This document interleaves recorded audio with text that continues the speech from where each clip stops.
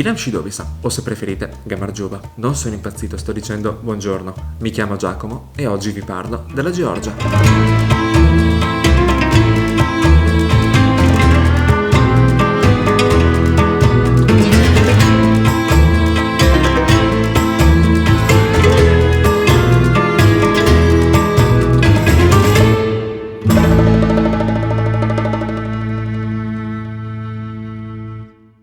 Premessa, farò un'introduzione di 3 o 4 minuti, ma poiché è un paese di cui si sa poco mi sembra doverosa. A volte quando si parla di Georgia si pensa a questa Georgia, ma non c'entra niente con questo video. La Georgia che voglio trattare io è quel sottovalutato paese che pur nella sua poca fama, a livello mondiale è conosciuto per diversi elementi: il canto polifonico, l'alfabeto, di cui esistono 3 versioni, una più antica e più incomprensibile dell'altra, questo signore qui, apprezzato dai milanisti e attualmente sindaco della capitale Tbilisi, Stalin, era georgiano, non russo, e soprattutto le cose migliori, il cibo e il vino, anche se in realtà questi ultimi 2 non sono così conosciuti fuori dalla Georgia, però una volta che si provano non si dimenticano più. Il poeta e scrittore russo Pushkin diceva: ogni piatto georgiano è una poesia. Da treta anche lui, non solo a me. Ma in tutto ciò, dov'è la Georgia?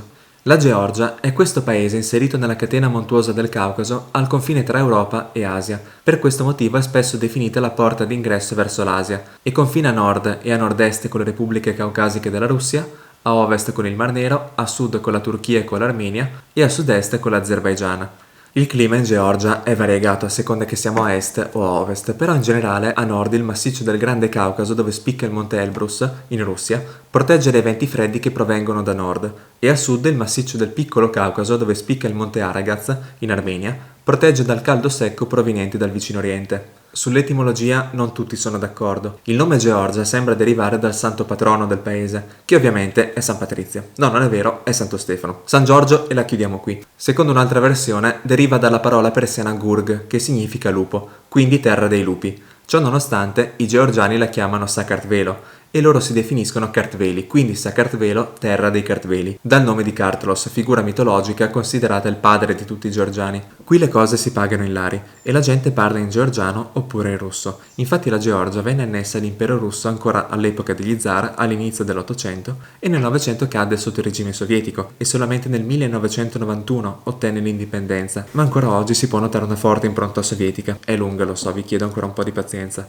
Il territorio georgiano è suddiviso in 11 regioni. Prendetelo un po' con le pinze questo numero, e una città autonoma che è la capitale Tbilisi. Di queste 11 regioni, 9 sono contente di far parte della Georgia, 2 invece no, e sono l'Adjaria e l'Abkhazia, che si proclamano repubbliche autonome riconosciute solamente da una manciata di stati al mondo. Oltre a questa, a nord, esiste un territorio filorusso che comprende parti di diverse regioni che è rivendicato dalla Georgia, però si proclama indipendente, ed è l'Ossetia del Sud, dove nel 2008 la tensione ha portato degli scontri tra russi e georgiani.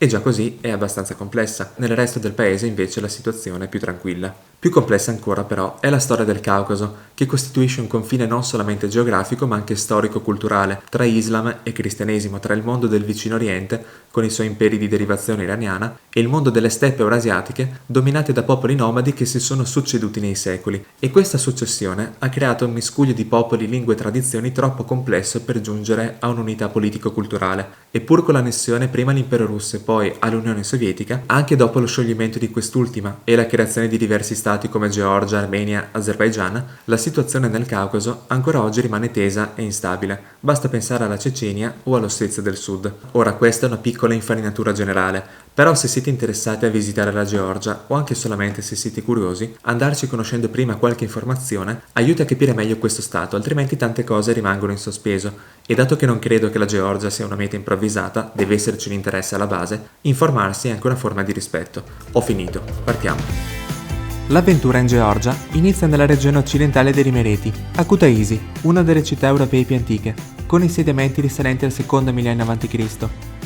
La città si visita velocemente e camminando per le strade si notano stili diversi, da un'architettura più classica a palazzoni sovietici, o ancora piazzette adatte agli amanti della street art, dove fermarsi di fronte a questo muro che ripete tante volte ti amo nell'alfabeto georgiano, o di fronte a questa ragazza dai capelli blu e l'aria spensierata. In una giornata si riescono a visitare gran parte delle attrazioni, tra le quali la piazza principale, nel cui centro, di fronte a un teatro dal nome tanto bello quanto semplice, Meskhishvili, una cosa del genere, si trova la fontana della Kolchide. che mostra 30 copie di gioielli che si trovano a Tbilisi. Kutaisi si trova nella parte occidentale del paese, in quello che anticamente era chiamato Regno della Colchide, di cui era la capitale, e se avete studiato o siete appassionati di letteratura o mitologia greca, questo nome vi può essere familiare, perché è dove Giason e gli Argonauti arrivarono andando alla ricerca del vello d'oro. Per ritrovare un po' di pace dal chiasso della piazza, il parco che sta accanto è perfetto, e colgo l'occasione per fare un giro e sedermi su una panchina a riprendere uno dei tanti cani, quando improvvisamente a dare un pizzico di brio, un signore russo si siede accanto, e dopo aver appreso che vengo dall'Italia, la sua curiosità divampa e diventa inarrestabile, partendo con domande sul costo della vita. Вот хлеб, мясо. Сколько, Виталий? Хлеб, 5 евро. Хлеб. 1 евро. 1 евро. 1 евро. А мясо? Мясо. Мясо. 10 больше, евро. больше. 10 евро, 15 евро. 10. 10 евро. 20. 20 евро. Хороший, супер. Я. 20 евро. Мясо. да, 10 евро. да. Мясо. 20 евро, 15 евро. Да. А это на автобус. Автобус. Городской. Сколько? Да, евро? сколько евро? 1,50. 1,50. 50. Да. Метро. Тоже. Мой город Бреша. Метро. 1 евро 14. No, 14. Это, слушай, Per terminare elencando con grande soddisfazione note case automobilistiche. Italia, Lamborghini, Ferrari, Maserati super. Maserati super. Alfa Romeo, Sì. Fiat. Sì, Fiat. Да. Fiat Torino. Да. Torino. Torino, да. Dopo aver salutato il mio nuovo amico, До свидания. Приятно познакомиться. До свидания. До свидания. mi dirigo verso il cuore della città, il mercato, leggermente nascosto e a poca distanza dal parco, in cui perdersi tra mille odori e colori e dove l'attenzione viene subito catturata da quelle strane salsicce, che in realtà sono dolci, chiamati churchela, fatti ognuno con diversi ingredienti come sciroppo d'uva, noci, miele o nocciole.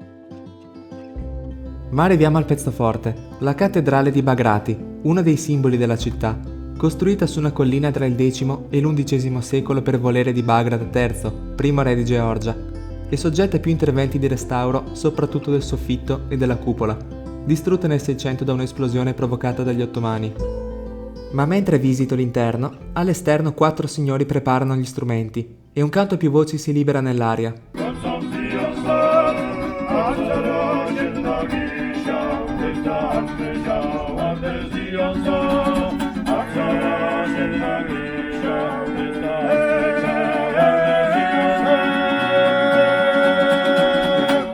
Per riempire 2 giornate però conviene spostarsi al di fuori della città, dove il rumore della civiltà lascia il posto a quella mistica riservatezza che aleggia su qualunque monastero georgiano. Come il monastero di Gelati, patrimonio dell'UNESCO, un grandioso complesso formato da 3 chiese, di cui la più grande è ricca di affreschi e contiene anche un'iscrizione in georgiano antico. Inoltre nel cortile riposa Davide IV, detto il fondatore, il più grande sovrano della Georgia, vissuto tra 1100 e 1200, a cui è dedicato l'aeroporto di Kutaisi. Oppure come un monastero circondato da verde, quello di Mozameta, che significa martirio, in onore di 2 principi georgiani uccisi dagli arabi poiché si rifiutarono di convertirsi all'Islam. Ma dal misticismo passiamo alla claustrofobia nelle grotte di Prometeo, chiamate così perché secondo il mito greco Prometeo venne incatenato su uno dei vicini monti del Caucaso. All'interno si percorrono degli stretti sentieri illuminati da luci psichedeliche e con un sottofondo musicale New Age, ma l'impressione è quella di essere finiti dentro la caverna di un drago che si è appena svegliato. Prima che finisca male, riemergiamo da sottoterra e proseguiamo a bordo di una barca in un laghetto del Martvili Canyon, un'area naturale con grotte e cascate. E a seguire, dopo aver ballato un po' lungo la strada, con lo sguardo fisso sulla testolina dondolante di quel cagnolino, una camminata sulla passerella del terrore a Lokatse Canyon, ancora più scenico del precedente, e dove finalmente si respira la vastità di quel luogo chiamato Caucaso.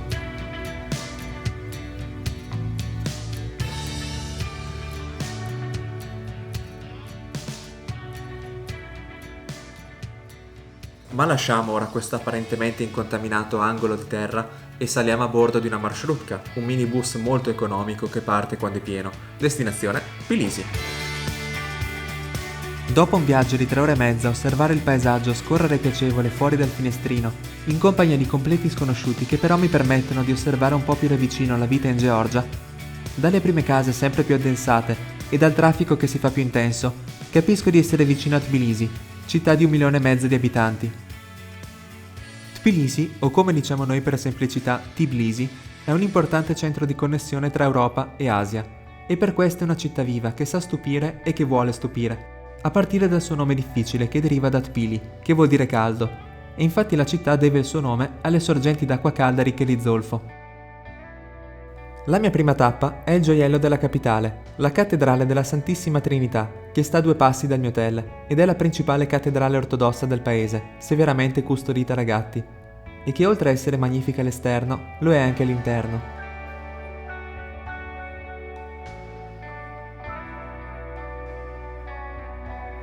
Purtroppo mi manca il tempo necessario per vedere tutte le cose che mi interessano, ma già solamente camminare senza una meta per le stradine, tra cui quelle della Old Town, chiamata dagli abitanti Cala, è un'esperienza straordinaria. Ed è così che si scoprono chiesette nascoste, ristoranti ogni 5 metri, palazzi fiabeschi come la Torre dell'Orologio, palazzi con balconi che loro definiscono cortili all'italiana, per finire in una vera galleria d'arte di strada sotterranea, sotto il severo sguardo di un muso familiare e dove la musica dei Beatles continua a recheggiare.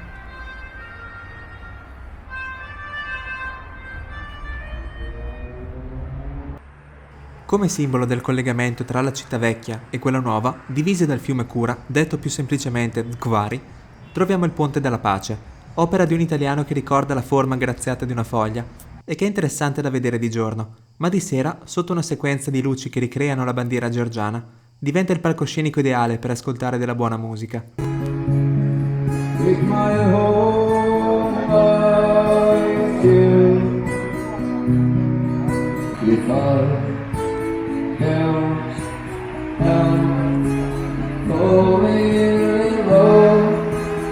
La mia camminata continua verso il Parco Riche, che di sera viene preso d'assalto da bancarelle di ogni tipo, da chi vende bicchieroni di frutti di bosco a chi vende cappelli e maglioni, mentre da una fontana l'acqua danza con la luce al ritmo di musica classica.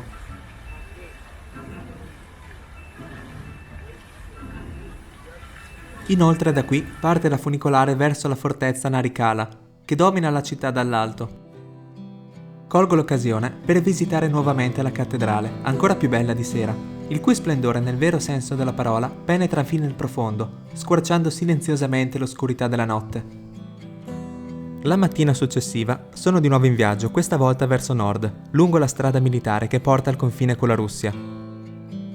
La strada è lunga e dopo una prima sosta per osservare una gigantesca diga dove l'acqua è così azzurra che sembra un incanto e dopo aver osservato fuori dal finestrino quelle montagne che curva dopo curva si fanno sempre più imponenti, intravedo il paese di Stepan Sminda o Kazbegi e finalmente arrivo a quella che forse è la meta più gettonata del paese, a meno di 20 km dalla Russia.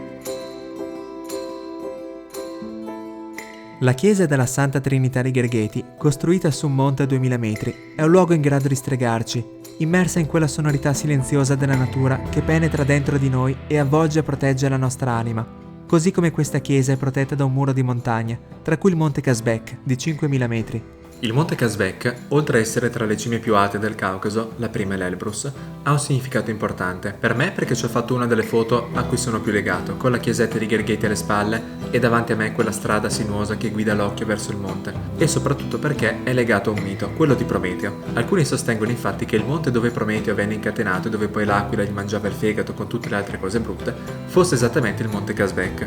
Alcuni miti locali in realtà non parlano tanto di Prometeo quanto della sua versione caucasica, cioè Amirani, conosciuto con diversi nomi a seconda del popolo considerato, gli armeni, i circassi, gli osseti. Amirani è il nome georgiano. Figlio di una dea e di un mortale, cosa fece questo poveretto per andare incontro a un supplizio del genere? Esistono più versioni. Secondo una, in maniera simile a Prometeo ma anche diversa, non rubò il fuoco ma insegnò ai mortali a utilizzare il ferro, cosa che prima aspettava solamente agli dei. Secondo un'altra invece rubò il fuoco e per questo venne imprigionato in una grotta del Monte Kazbek, che poi diventò luogo di pellegrinaggio per i monaci ortodossi, che vi edificarono un monastero, andato poi distrutto. Secondo un'altra ancora, Amirani, che già era forte di suo, un bestione probabilmente, dopo essere morto e dopo essere stato riportato in vita dagli dei, Per riuscire a sollevare la gamba di un gigante, venne dotato di una forza sovrumana, ma per questo peccò di superbia, al punto da sfidare gli dei, che lo punirono incatenandolo a un palo e seppellendolo poi sotto un masso. Qui invece dell'aquila che gli mangia il fegato c'è un cane alato, il suo fido compagno di nome Kursha, che cercava di aiutarlo perché, leccando le catene, queste si assottigliavano. Ma quando erano sul punto di spezzarsi, i fabbri del Caucaso arrivavano, me l'immagino in fila indiana con martelli e attrezzi stile sette nani, lasciamo stare, e subito si rimettevano a lavorarle, e queste riprendevano il loro spessore. Quindi ci sono sia similitudini che differenze tra Prometeo e Amirani, ed è probabile che parliamo della stessa figura mitologica, solo con due nomi diversi e il cui mito venne riadattato a seconda della zona. Da Kazbegi si ritorna verso sud, attraverso di nuovo quelle ampie valli e montagne, la cui estensione mi è impossibile da descrivere, in direzione della prossima tappa, il monumento all'amicizia tra Georgia e Russia, volto a celebrare il trattato di Georgievsk del 1783, che poneva la Georgia di allora sotto la protezione della Russia di Caterina la Grande. Piccola parentesi legata all'amicizia tra Georgia e Russia. Non è così stabile, a volte un po' tesa. Parliamo di governi, la gente in realtà va d'accordo. L'attuale governo georgiano mira a una distensione di rapporti tra i due stati anche tramite l'esportazione, prima bandita, di prodotti tipici georgiani. Inoltre sempre più russi si recano in Georgia per turismo. Nel giugno 2019 però ci fu un intervento nel Parlamento georgiano di un senatore russo che parlò in russo dalla sedia su cui solitamente siede il presidente georgiano. Questo venne visto come un affronto e scatenò anche diversi scontri a Tbilisi con più di 200 feriti. A questo seguì il bando da parte della Russia sui voli provenienti e diretti in Georgia. D'altro canto la Georgia ha costruito un checkpoint nel territorio dell'Ossetia del Sud che è filorussa e ha anche abbattuto un drone osseto, cosa che ha fatto aumentare la tensione. Nel settembre 2019 però il ministro degli esteri russo ha incontrato quello georgiano in occasione di un'assemblea delle Nazioni Unite e questo incontro con la prospettiva di riappacificare i due paesi è stato definito storico perché era da prima del 2008 che non si verificava. La vista da quel monumento sull'immensità del luogo non lascia spazio a parole e mi fermerei per dei giorni interi in quel punto a far correre il mio sguardo su ognuna di quelle montagne. Ma la guida mi richiama. Tempo di fare una breve sosta alla fortezza di Ananuri che domina sul fiume Aragui in compagnia di uno splendido cane e di nuovo sono a Tbilisi, ma il giorno successivo mi aspetta una nuova traversata, questa volta verso sud, verso l'Armenia. Poiché questo è un video dedicato alla Georgia, tralascerò diversi aspetti, ma voglio comunque fare una piccola introduzione anche sull'Armenia. Partiamo dalla bandiera, 3 colori, rosso, blu, arancione, ognuno con un proprio significato. Ci sono più versioni, però per riassumerle, il rosso rappresenta il senso di libertà e il sangue versato a difesa della nazione, il blu il desiderio della gente di vivere sotto un cielo pacifico e l'arancione la creatività, il terreno fertile, il duro lavoro degli armeni, oppure l'albicocca, che è uno dei simboli nazionali e che già i romani chiamavano mela armena pensando che provenisse dall'Armenia. Anche l'Armenia ha un alfabeto completamente diverso e come la Georgia ottiene l'indipendenza nel 1991 dopo lo scioglimento dell'Unione Sovietica. L'Armenia è chiamata Ayastan dagli armeni, il suffisso stan come in Turkmenistan, Kazakistan deriva dal persiano e significa territorio,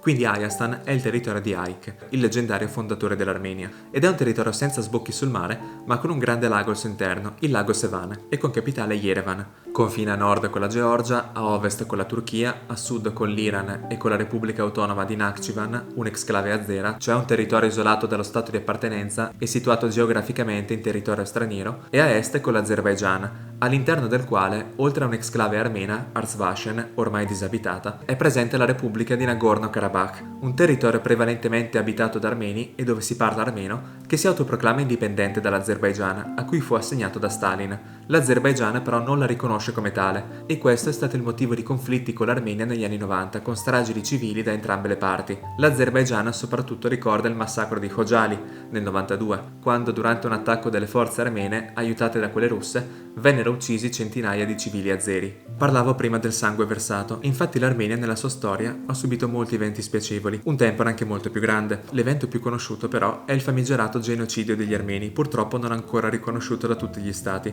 che si verificò tra il 1915 e il 1916 durante la Prima Guerra Mondiale, quando 1,5 milioni di armeni che vivevano in territorio turco vennero deportati verso zone altamente inospitali come il deserto siriano e vennero massacrati dagli ottomani per volere di un movimento politico noto come i Giovani Turchi, che intendeva impedire una possibile alleanza tra armeni e russi, che erano nemici degli ottomani. Al momento sono una trentina gli stati che lo riconoscono, tra questi non c'è la Turchia, che non nega che siano stati uccisi degli armeni, ma nega che si sia trattato di genocidio, sostenendo che i numeri fossero largamente inferiori e che da parte della Turchia, o meglio dell'impero ottomano, non ci fosse la volontà di uno sterminio su base etnica, e sostenendo anche che, essendo quelli gli anni della prima guerra mondiale, quella gente fosse morta soprattutto di stenti durante le deportazioni, come conseguenza del durissimo momento che anche i turchi stavano vivendo. Capite bene come in generale tra armeni e turchi non scorra buon sangue. Piccola nota, i membri del gruppo System of a Down hanno origini armene e tutte le loro famiglie sono state coinvolte in questa tragedia, chi dei loro nonni o bisnonni riuscì a sopravvivere e chi no. Finalmente, dopo aver oltrepassato la frontiera, io e la mia guida ci facciamo strada attraverso il paesaggio boscoso del nord, protetto da montagne, il tutto esaltato dai colori dell'autunno, verso la prima tappa in terra armena, il monastero di Ahtala, una cittadella fortificata che domina dall'alto di una collina, al cui interno, oltre a un cimitero con Khachkar, le croci di pietra tipiche dell'Armenia e i resti di quello che un tempo era un refettorio, si trova una chiesa decorata in stile bizantino, mentre dei cori di sottofondo aumentano quell'area di mistero che si respira all'interno. A meno di un'ora da Ahtala si trova il monastero di Sanahin, ricco di Khachkar e di pietre tombali con iscrizioni nell'alfabeto armeno, e che si compone di più edifici, come una biblioteca, alcune cappelle, tra cui una molto antica, e interni tanto belli quanto spettrali. Il nome Sanahin significa più vecchio di quello, con cui si intende il suo vicino, il monastero di Ahpat, abbastanza simile e che come Sanahin è patrimonio dell'UNESCO. Anche questo si compone di più strutture, dagli immancabili Khachkar a cappelle molto antiche, dove sarà per la suggestione o per l'intimità del luogo, ma sembra veramente che siamo entrati in una dimensione sospesa nel tempo. Come avrete notato, visitare l'Armenia significa visitare anche molti monasteri, e infatti l'Armenia ha un rapporto molto stretto con la religione cristiana. Secondo le fonti, i primi a predicarla in Armenia nel I secolo d.C. furono i due apostoli Bartolomeo e Taddeo, e infatti il nome ufficiale della Chiesa armena è Chiesa Apostolica Armena. Inoltre l'Armenia fu il primo stato al mondo ad adottare il cristianesimo come religione ufficiale, nell'anno 301, quindi prima di Roma. In Georgia invece il cristianesimo diventò la religione di Stato poco dopo, intorno al 327, grazie a Santa Nino. Nino è un nome da donna in Georgia, che predicò il Vangelo in quell'antico territorio chiamato Iberia, che non c'entra niente con la penisola iberica, e che oggi corrisponde alla parte orientale e meridionale della Georgia. Purtroppo è stata una visita estremamente veloce e superficiale, e la sera rientro a Tbilisi, dove mi godo le luci del ponte. Ma di nuovo sono in viaggio, e ancora una volta verso un confine, stavolta verso sud-est.